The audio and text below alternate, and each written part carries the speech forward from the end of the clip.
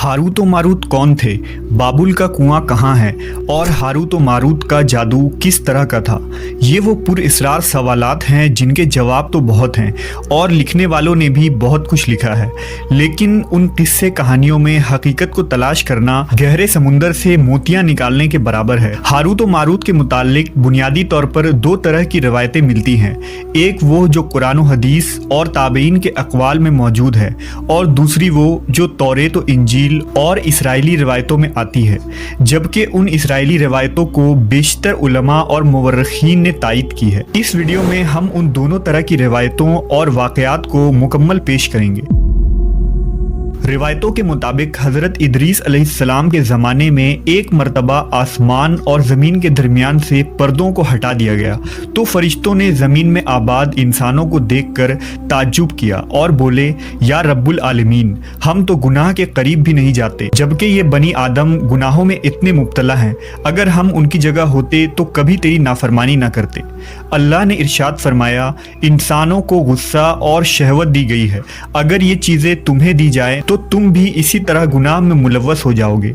लेकिन फरिश्तों ने कहा, हम ऐसा हरगिज न करेंगे। लिहाजा अल्लाह के हुक्म से फरिश्तों ने अपनी जमात में से दो बेहतरीन और इताअत गुजार फरिश्तों को चुन लिया, जिनका नाम हारूत और मारूत था।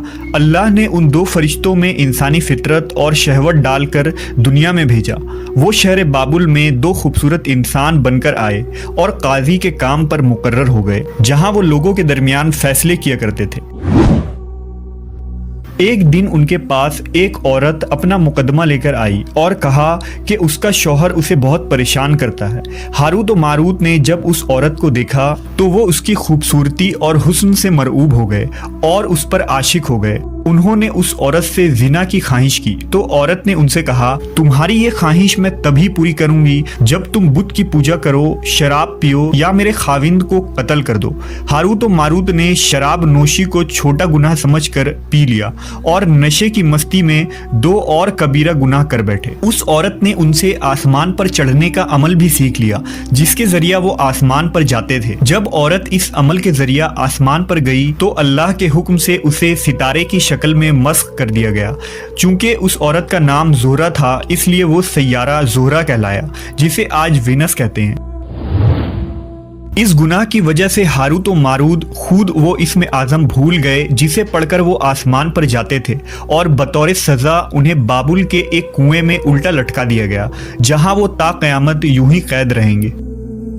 ये एक इसराइली रवायत है जिसे इमाम इब्न कसीर और फ़खरुद्दीन राज़ी जैसे मुफस्सरीन अफसाना और मन घड़त कहानी करार देकर सख्ती से रद्द कर देते हैं। वहीं इमाम सयूती जैसे उलमा इस रिवायत को मुस्तनद मानते हैं। हारूत व मारूत और चाहे बाबुल के सिलसिले में एक और रिवायत कसरत से बयान की जाती है, जिसके मुताबिक एक ज़माना ऐसा था जब शहर बाबुल रुए ज़मीन पर तहजीब व तमद्दुन का मरकज़ था। यहाँ के लोग बातिल खुदा की परस्तिश किया करते थे। ये लोग अपनी किस्मत उनसे वाबस्ता समझते थे, इसलिए इल्म नजूम और इल्म फल्कियात में बड़े माहिर थे। उनके बुतकदों में सितारों की पूजा की जाती थी। ये लोग जादू, तंत्र मंत्र, सिफली को बहुत अहमियत देते और इस इल्म के जरिया मुआशरे में खूब फसाद फैलाते थे। ये लोग तिलिस्म, जादू, तंत्र मंत्र में बहुत आगे बढ़ गए। उनमें बड़े बड़े जादूगर मौजूद थे। उनकी तारीखी किताबों में जगह जगह जादू और तंत्र मंत्र ही नजर आता है। उनका जादू दूर दूर तक मशहूर था। मुख्तसर ये कि उस शहर का बाशिंदा होना ही जादूगर होने की अलामत थी। जब हज़रत सुलेमान अलैहिस्सलाम की हुकूमत आई तो आपने उन लोगों को इस शिरकिया अमल से रोका और उनकी सहर और जादू की किताबों को एक जगह जमा करके अपनी अजीम कुर्सी के नीचे दफन कर दिया, ताकि इस फितना अंगेज इल्म का जड़ से खात्मा हो जाए। जब सुलेमान अलैहिस्सलाम की वफात हुई तो शैतान ने उन किताबों को दोबारा खोद कर निकाला और लोगों से कहा कि सुलेमान पैगंबर नहीं था, बल्कि उन किताबों के जरिया हुकूमत किया करता था। लिहाजा हवा में उड़ना, जिन्नात पर काबू और सुलेमान अलैहिस्सलाम के गैर मामूली मुआजिज़ात दरअसल जादू और सिफली का अमल था। बनी इसराइल ने उसकी पैरवी की और उन किताबों को पढ़ना शुरू कर दिया। लिहाजा दोबारा ये शर अंगेज इल्म इस कौम में सुरायत कर गई।